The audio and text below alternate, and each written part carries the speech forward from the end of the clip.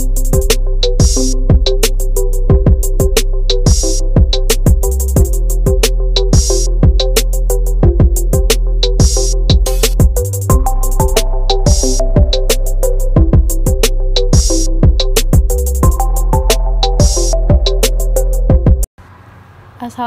warahmatullahi wabarakatuh. Saya Meliani Rosana Daulay. Nah, pada video kali ini saya akan membahas mengenai praktikum NN ataupun praktikum neural network. Nah, untuk pertama, di sini saya import terlebih dahulu library-nya, yang dimana saya menggunakan library NumPy and Pandas. Setelah diimport, selanjutnya kita mengimport datasetnya yang sebelumnya. Di sini kita harus mounting dulu dia ke Google Drive-nya. Nah, di sini juga kita harus memastikan terlebih dahulu apakah file yang kita sudah unduh sudah dipindahkan ke Google Drive. Selanjutnya di sini kita akan memanggil datasetnya, yang dimana saya menggunakan dataset sama dengan pd.read. Nah, di sini kita masukkan untuk lokasi dataset yang sudah kita masukkan ke Google Drive. Nah, sehingga di run maka akan muncul tampilan seperti ini, di mana di sini terlihat banyak kolom yang mana dimulai dari age sampai kolom kelas.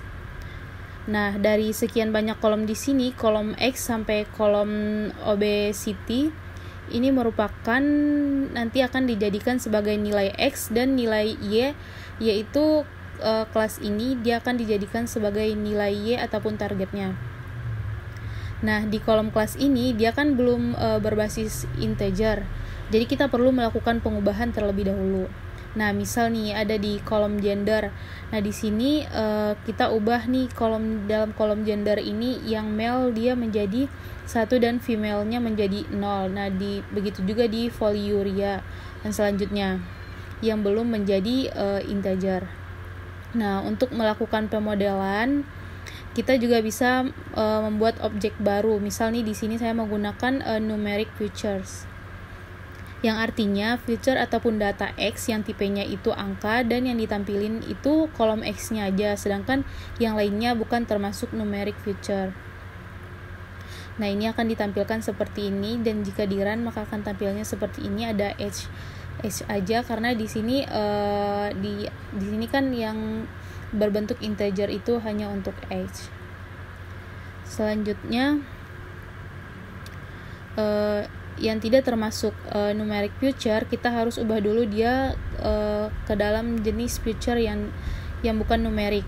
Nah, setelah di run maka akan muncul tampilan kolom ini, tampilan kolom gender dan sampai tampilan kolom kelas yang merupakan feature yang belum berbasis integer. Nah, pada numeric feature di sini, pada numeric feature yang di atas, dia di sini dtypes-nya itu sama dengan string, sedangkan pada yang bukan numeric features dia dtypes-nya itu sama dengan string. Nah, selanjutnya untuk mengubahnya kita menggunakan encoder, yang dimana encoder ini juga ada di dalam scikit-learn.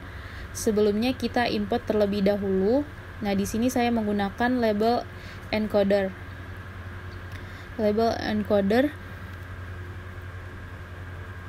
yang sudah disediakan oleh scikit-learn. Di sini saya juga menggunakan perulangan for. Yang ini saya menggunakan perulangan for supaya dia melakukan encoder terhadap 16 kolom ini. 16 kolom yang ini. 16 kolom ini. Jadi dia akan mengecek satu-satu dalam perubahannya, dan di sini kita akan run maka hasilnya akan seperti ini dan dia berbentuk angka.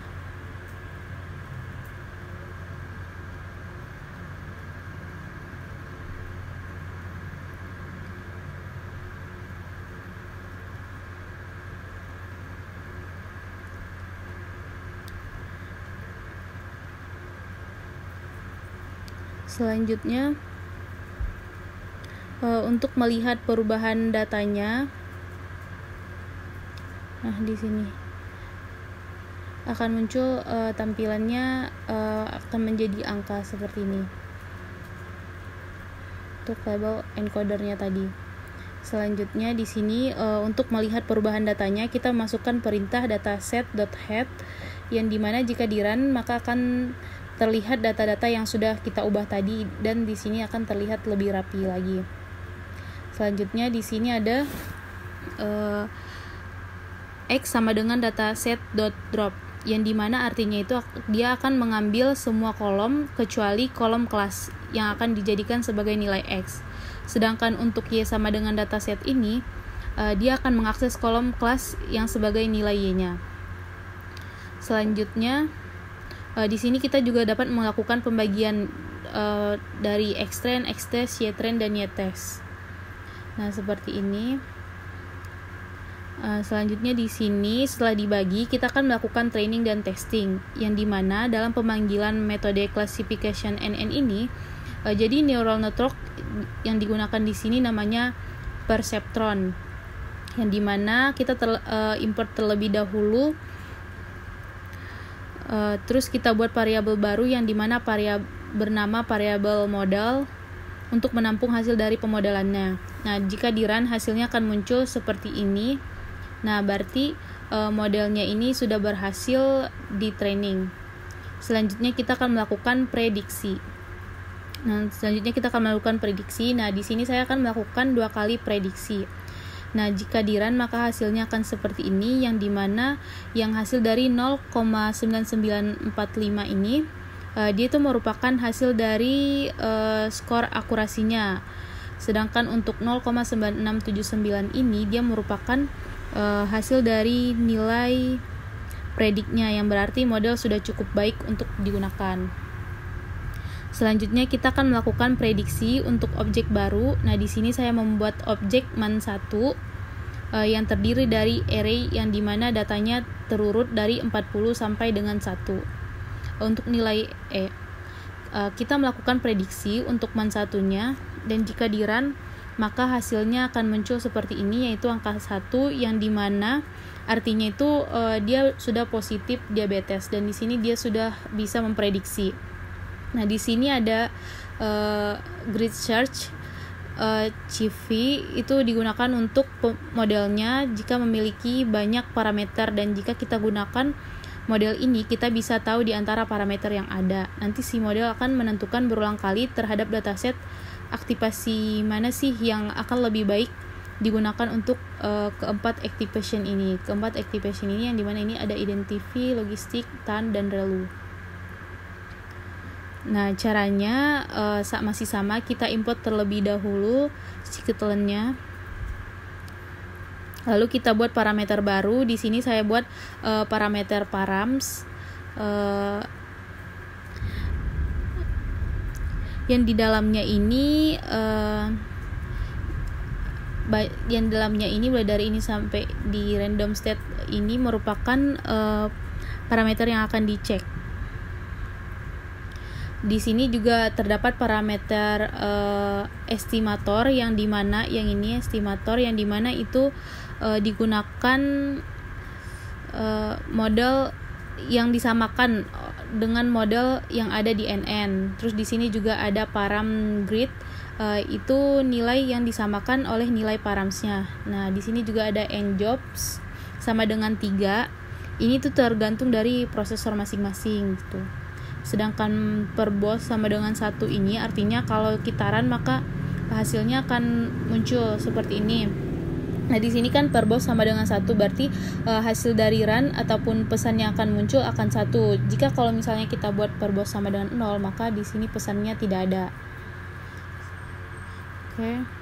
Dan untuk menentukan base score-nya maka kita masukkan perintah sebagai berikut, yaitu print grid search base score dan ini print grid search base estimator get params. Nah, dan jika kita run maka akan muncul dari base score-nya itu berapa gitu. Oke, sekian pembahasan saya mengenai praktikum MNN. Semoga dapat membantu teman-teman sekalian. Assalamualaikum warahmatullahi wabarakatuh.